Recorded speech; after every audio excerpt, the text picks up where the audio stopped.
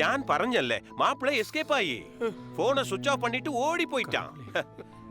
இந்த மாதிரி எல்லாம் நடக்கும்னு எனக்கு நன்னா தெரியும். அதுകൊണ്ടാனது ഞാൻ ആദ്യത്തിலே പറഞ്ഞது லட்சுமி அம்மா. சார் கொஞ்சம் பேசாம இருக்கீங்களா? அப்போ சரவணன் அப்பா வர மாட்டாங்களா அம்மா? கீதா, நீ யார் சொன்னாலும் நம்பாத. சரவணன் கண்டிப்பா வந்துருவாரு. போதும்க்கா, போதும். இதுக்கு தான் நான் ஆரம்பத்திலே சொன்னது கல்யாணம் வேணாம் வேணான்னு. நீங்க எல்லாரும் சேர்த்து தானே சம்மதிக்க வச்சீங்க. இப்ப என்ன ஆயிடுச்சு பாத்தீங்களா?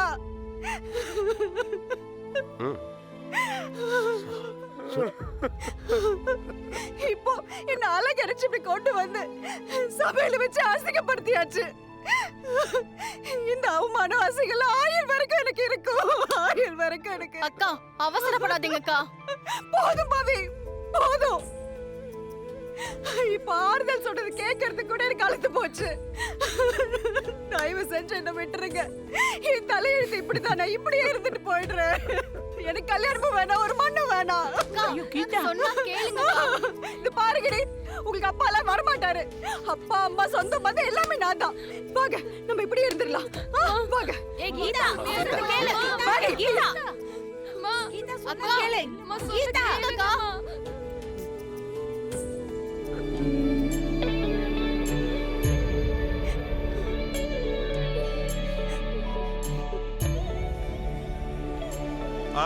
ഞാൻ പറഞ്ഞതുപോലെ എല്ലാം കറക്റ്റ് ആയിട്ട് നടന്നു. എല്ലാവരും പോയി പണിയെ നോക്കാം. ഒന്നും മിണ്ടാതിരിക്കേ.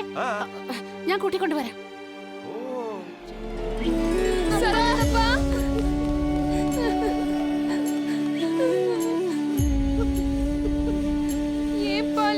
டிராஃபிக் ஆயிடுச்சுடா. உங்களுக்காக தான் வெயிட் பண்ணிட்டு இருந்தோம். சாரிடா.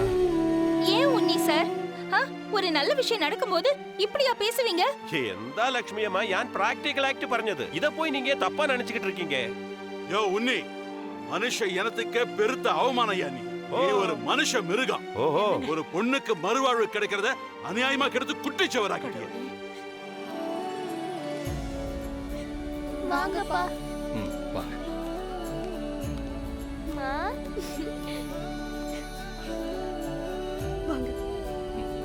அந்த பொண்ணு மாலையை கட்டி தூக்கி எறிஞ்சிட்டு போயிடுச்சு. ஐயோ, வயசான காலத்துல இப்படி பேசாதீங்க. கீதா வந்தாச்சு. சரவணன் சார் வந்துட்டாரு.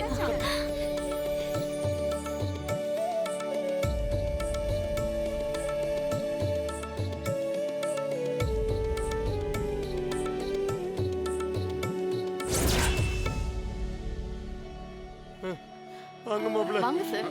வாங்க. வாங்க தம்பி. வாங்க, வணக்கம்.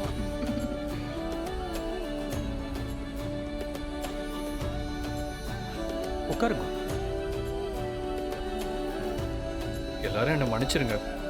சென்ட்ரல் மினிஸ்டர் வராருன்னு டிராஃபிக்கை 1 hour பிளாக் பண்ணி வச்சுட்டாங்க. அதுவும் ஃபோன் வேற சார்ஜ் இல்லாமல் ஆஃப் ஆயிடுச்சு. ஸோ அதனால தான் உங்கள் யாரும் என்னால் காண்டாக்ட் பண்ண முடியல. யாரும் தயவு செஞ்சு என்ன தப்பாக நினைக்காதீங்க. மறுபடியும் எல்லாருக்கிட்டையும் நான் மன்னிப்பு கேட்டுக்கிறேன். சரவணன், நீங்க கண்டிப்பா வருவீங்கங்கிற நம்பிக்கை எனக்கு இருந்துச்சு. ஆனா ஏன் லட்சுமி மேடம் தயங்குறீங்க? நான் சொல்றேன். ஆனா உன்னி சாரும் சந்தோஷம் தான் நீங்க வரவே மாட்டீங்கன்னு ஆணித்தரமா நின்னாங்க. இப்ப ஏமாந்து போயிட்டாங்க. இல்ல உன்னி சார், இல்ல சந்தோஷ். அடி எதுக்கு தேவையில்லாம பேசிக்கிட்டு? அதான் வந்துட்டார்ல, நம்ம ஃபங்க்ஷன் ஆரம்பிச்சிடலாம். ஹரி சார் கரெக்ட்டா చెప్పారు. ஆமா ஆமா, ஃபங்க்ஷன் வேலையில ஆரம்பிச்சிடலாமே. ஒரு நிமிஷம். என்ன மாப்ள, என்ன நான் சொல்ல வந்தது, எனக்கு நீங்க யாருமே கிடையாது. அதனால என் சார்பா தட்டை எடுத்துட்டு வந்து இந்த நிச்சயத்தை லட்சுமி அம்மா தான் நடத்தி வைக்கணும்னு நான் நினைக்கிறேன்.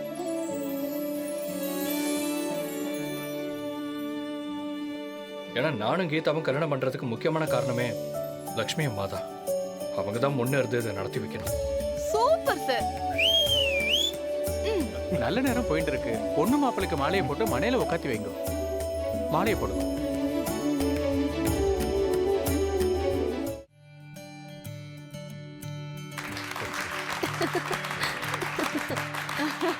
உட்காருங்க.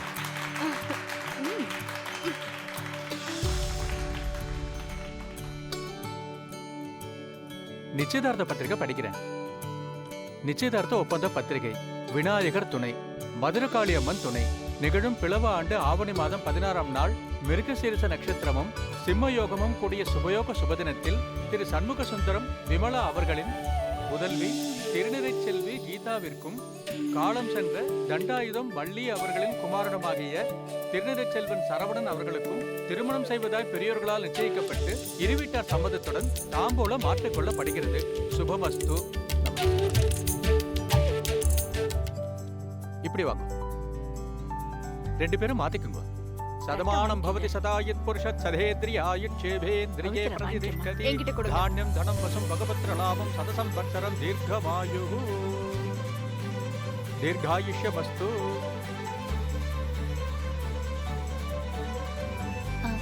பொண்ணுக்கு போடுப்பா. இந்தாம்மா மாப்பிள்ளைக்கு போட்டு விடு.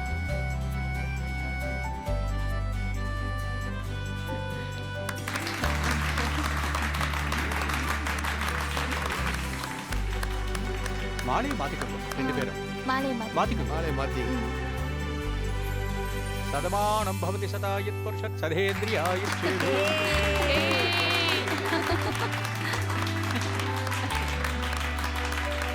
தேங்க்யூ தேங்க்யூ நன்றி. தேங்க்யூ லக்ஷ்மி அம்மா. நல்லா இருங்க. நீங்க கல்யாணம் பண்ணிக்க போற கீதா இருக்கிற அதே அபார்ட்மெண்ட்ல தான் நானும் இருக்கேன். இப்ப போனாங்களே அவங்களும் அங்கதான் இருக்காங்க. அவங்க சொன்னது உங்களை கன்ஃபியூஸ் பண்ணிருக்கலாம், மேபி இல்லாம கூட இருக்கலாம். எனக்கு தெரிஞ்சதை நான் சொல்றேன். நான் அந்த அபார்ட்மெண்ட்டுக்கு போய் கொஞ்ச நாள் தான் ஆகுது. ஆனா நான் பார்த்த வரைக்கும் அவங்க சொன்னது எதுவுமே உண்மை இல்லை. அப்படியா சார்? ஆமா மிஸ்டர் சரவணன், கீதா ரொம்ப நல்ல பொண்ணு. ஹஸ்பண்ட் விட்டுட்டு போனதுக்கு அப்புறமும் தனியா வேலைக்கு போய் தன் குழந்தைகளையும் தன் அப்பாவையும் நல்லபடியா பாத்துக்கிறாங்க. அவங்க ஹஸ்பண்டுக்கும் அவங்களுக்கும் என்ன பிரச்சனை, ஏன் விட்டுட்டு போனாரு அப்படின்னு எதுவும் எனக்கு தெரியாது. ஆனா கண்டிப்பா அந்த பிரச்சனை அந்த பொண்ணால இருக்காதுங்கிறத என்னால உறுதியா சொல்ல முடியும். ஆமா சரவணன், கீதா அவ்வளவு நல்லவங்க. அவங்க உண்டு, அவங்க வேலை உண்டுன்னு இருப்பாங்க. எந்த வம்பு தும்புக்கும் போகாதவங்க. ஏன் இப்போ உங்ககிட்ட வந்து தப்பு தப்பா சொல்லிட்டு போறாங்களே, அவங்க கிட்ட கூட நல்ல மாதிரி தான் கீதா பழகிட்டு இருக்காங்க. ஆனா பாருங்க, அவங்க வாழ்க்கையை கெடுக்க தேடி வந்து உங்ககிட்ட கூசாம பழி சொல்லிட்டு போறாங்க. சரவணன், இந்த சமூகத்துல கல்யாணமாகாம கூட ஒரு பொண்ணு வாழ்ந்துடலாம். ஆனா கல்யாணமாகி கணவரை பிரிஞ்சு வாழ்ந்தா அவ கண்டிப்பா தப்பான பொண்ணாதான் இருப்பான்னு இவங்களை கதை கட்டி விட்டுடுறாங்க. நீங்க நன்றி சொல்றதுன்னா அது ஹரிசாருக்கு தான் சொல்லணும். இன்னைக்கு இந்த நிச்சயம் நல்லபடியா நடந்ததுக்கு காரணமும் அவர் தான். நீங்க கவலைப்படாதீங்க, கல்யாணமும் இதே மாதிரி நல்லபடியா நடக்கும். அக்கா சாப்பிட போலாமா? ம். வாங்க.